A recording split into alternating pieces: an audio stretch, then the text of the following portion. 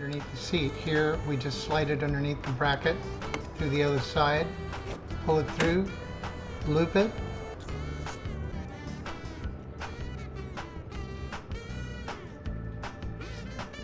It's going to go right through there.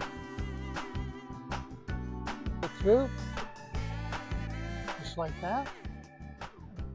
Remove the zip tie, just wrapping around the frame too. And there we go.